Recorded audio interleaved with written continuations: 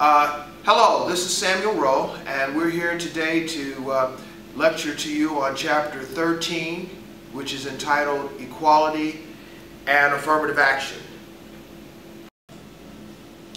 The actual phrase affirmative action was first used by President Lyndon Baines Johnson in 1965 in the Executive Order 11246.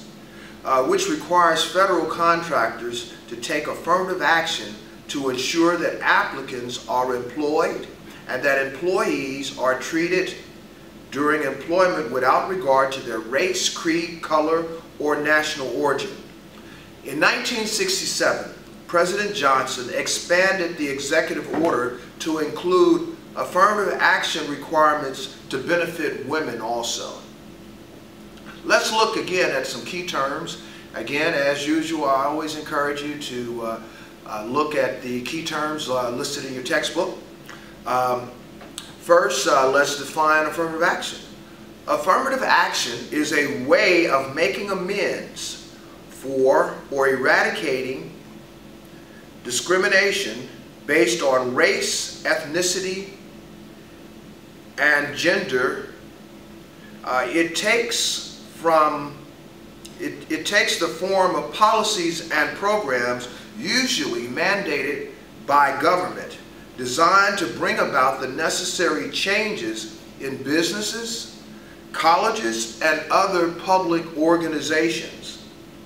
The U.S. Supreme Court case, Regents of the University of California versus Bakke, was one of the most significant affirmative action cases in our time.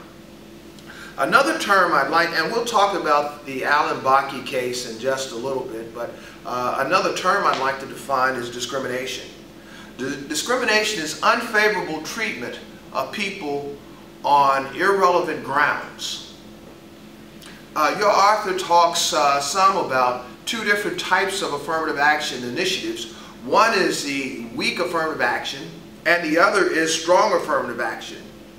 Weak affirmative action is the use of policies and procedures to end discriminatory practices and to ensure equal opportunity. The goal is equal opportunity to compete, not equal results. Dismantling segregated institutions following basically the letter of the law. The weak affirmative action initiative is basically just organizations who seek only to follow the letter of the law. Strong affirmative action is the use of policies and procedures to favor particular individuals because of their race, gender, or ethnic background. It is a kind of preferential treatment to rectify past discriminatory practices, compensation for past wrongs, a way to make amends for the wrongs of the past, necessary to foster a sense of diversity in our culture and society and organizations, and some view it as a form of reverse discrimination. Now, the case of the Supreme Court case, Regents of University of California versus Bakke, which was in 1978, was a case that involved reverse discrimination. Allen Bakke, who was a white man, was denied admissions to the medical school at the University of California, Davis. The school had reserved some 16 slots for minority students, and Bakke claimed that his credentials, his test scores, his grades were higher than those for the slots that had been reserved for the 16 minority students, and he was denied admissions, and that led to his lawsuit against the University of California, Davis, which was ultimately carried to the Supreme Court. The court, which was deeply divided, however, the majority opinion said that preferring members of a group solely on account of their race or ethnic origin is a clear instance of discrimination. This case was often referred to as a case of reverse discrimination. One of the other activities or programs that came out of this affirmative action activity was the Equal Employment Opportunity, EEO, as is often referred to. And EEO provides for jobs and services to be open and available to anyone who qualifies, regardless of race, sex, gender, color, age, religion, mental or physical disabilities, or national origin. People are selected for jobs based on their job-related knowledge, skills, and abilities.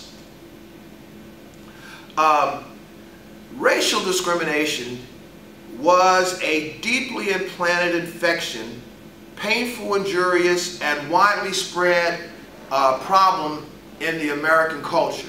Discrimination against minorities and women has run rampant in our workplace, in college admission offices, in government contracts, and in countless other places and businesses such as barbershops, factories, and restaurants.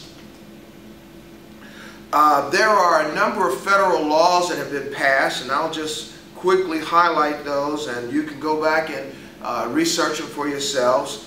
The Equal Pay Act of 1963, the Civil Rights Act of 1964, the Age Discrimination in Employment Act of 1967, Section 503 of the Rehabilitation Act of 1973, Section 504 of the Rehabilitation Act of 1973, the Vietnam Era Readjustment Act of 1974, the American Disability Act, ADA, of 1990, the Civil Rights Act of 1991, and the EEO affirmative action legislation that has also been a part of our landscape. Excuse me.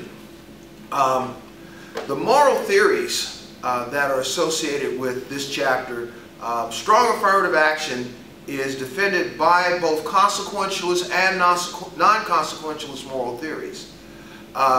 Utilitarians argue these policies can benefit minorities and women and the larger society.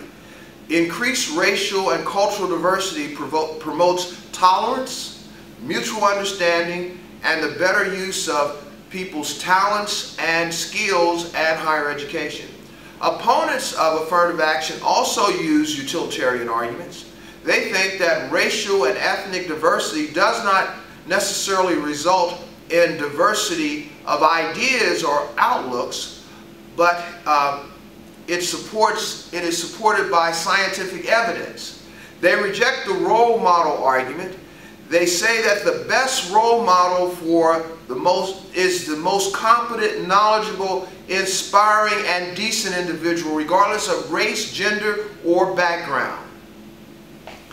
So, again, I would suggest that you would read those read this chapter, study the key terms that we find in the chapter. You may also want to read a number of the primary source documents at the end of the chapter. I think you'll find those extremely helpful. I want to thank you for your time. I want to thank you for your scholarship, and we hope that this lecture has been helpful for you. Until next time, signing off, Samuel Rowe.